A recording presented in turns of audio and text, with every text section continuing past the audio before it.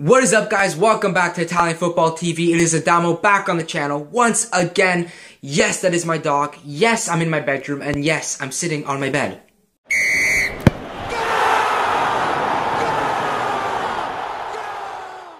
Now today I'm going to be talking to you guys about what the Serie A can learn from the MLS.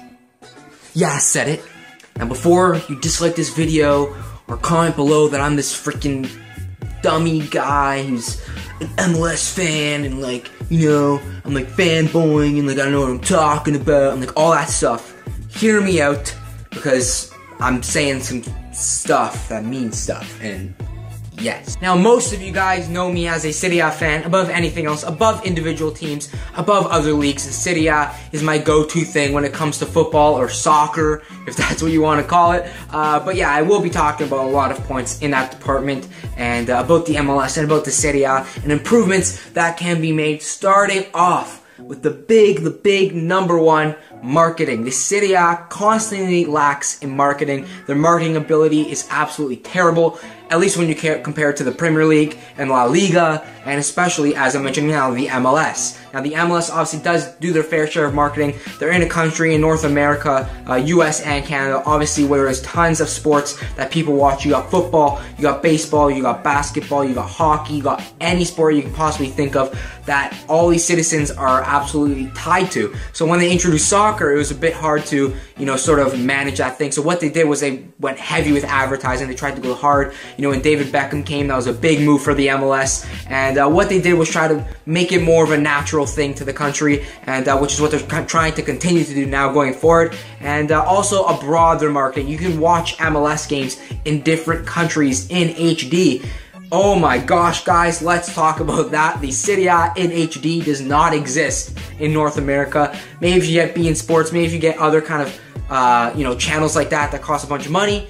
But, you know, Rai is a big thing that people love to talk about. There's currently a petition going on to make Rai HD, so go sign that thing. But anyways, Rai does not even have an HD feature or channel or anything for the Serie A in North America. I believe there is HD in Italy, or at least in Europe. I'm not too sure about that, but in North America there's no HD, and there's a huge demand, a massive demand for Serie A in North America, in the US, in Canada, in Toronto, in New York, in New Jersey, all over North America. There's tons of Serie A fans who want to watch their players in HD, but you gotta wait to Champions League, you gotta wait to all those big games in the European competitions. I have to wait till the Champions League to see Patrice Evra's detail on his fresh new cuts, guys. I can't be waiting for that. I need that stellar HD week in, week out, because I want to see that fresh cut on Patrice Evra's head, alright? I need to see that. I love this game! Now, obviously, a point that I mentioned previously, the MLS on the other side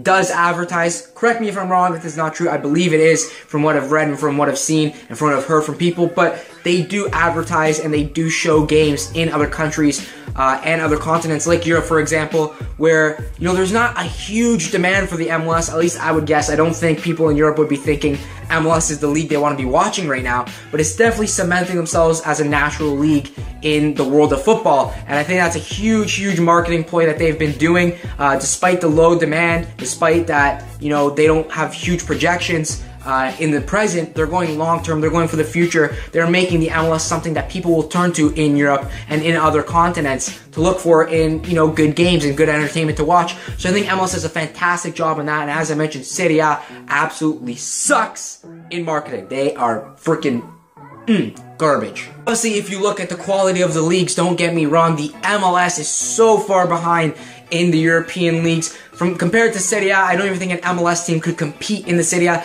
Definitely couldn't compete for the top, definitely couldn't compete for mid-table. Maybe the likes of LA Galaxy or some other teams of those sorts could compete at the bottom, but I don't think they'd be able to strive forward, even with their 3 designated player rules. I think, you know, despite, even if you had, let's say, for a Toronto FC's example, Sebastian Giovinco, former Serie A player, Michael Bradley, former Serie A player, and Josie Altidore, yes, that dude. I think if those were your top players, it would be so easy to pinpoint the faults in your team, to pinpoint the wrong spots where you could, you know, take action against and definitely put pressure on and, you know, exploit other teams. So I think that's definitely a fault of the MLS, but overall it's something that they do intentionally. There's a reason they have this rule, and it's to spread across the quality of the teams. But I do think that eventually over time the rule will either get shifted to more designated players, or the rule will be scrapped because there's too much money to be made from shirt sales, from popularity, from advertisements, that all these teams coming in, all these new teams every year with the MLS expansion, you know, these teams are needing the quality, and I think that, you know, 3 players is not enough when it comes to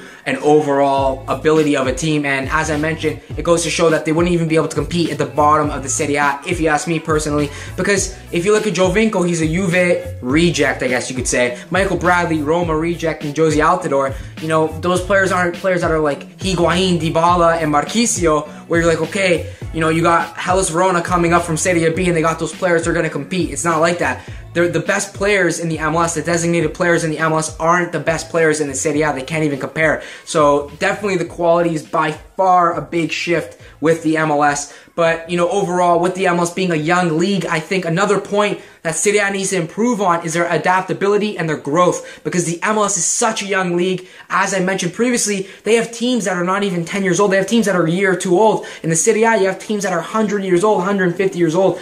These are like real monster giant teams that are struggling to adapt with modern society. I feel like MLS is doing a great job at that, and Serie A needs to begin to adapt, because if you look at the MLS's growth in popularity and everything they've done in the past 10 years, it has been massive. Way above any other league. You know, maybe with the Premier League, maybe with La Liga, it's sort of similar, but if you look at other leagues like the Serie A, like League One, the growth is not there. It's just a steady plateau of the same people watching year in and year out, and I think that they need to do something different, something fresh to sort of make things more exciting for new fans to tune in rather than the same old fans coming in time and time again. Because I'm going to watch Serie A for the rest of my life. They could become the worst league in the world and I'm still going to watch it, but they need to get that random guy who's never heard of soccer or football to tune into the Serie A, and that also ties back to marketing, as I mentioned. So I think the Serie A needs to improve on that. Definitely, that's a massive pinpoint that they need to, you know, grow on, for example. Now, a big topic that people talk about the MLS is refereeing,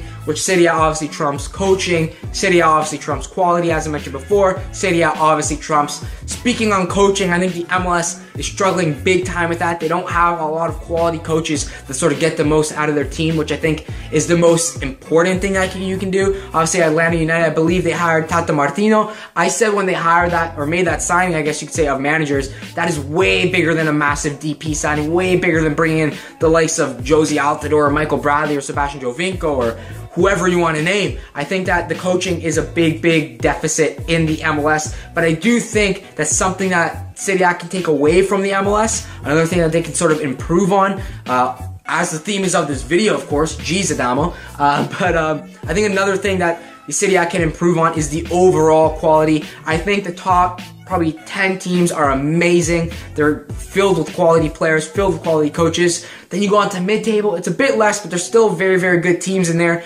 You know, they just need to make a couple more improvements to make that top 10. But then when you go to the bottom feeders, those teams, the second they go up to the Serie A, or the second they, you know, start the new season, you see the signings that they have or haven't made, you can tell they are going to get relegated. And I think that is a huge downfall of the Serie A. I don't think there should be, you know, teams that you can easily write off as relegation teams. So I think, you know, the bottom 3 to 5 teams need to have some sort of improvement or some sort of investments or some sort of, you know, overall quality jump, because the MLS obviously being a completely different platform where they want all teams to be level, but they do succeed in that.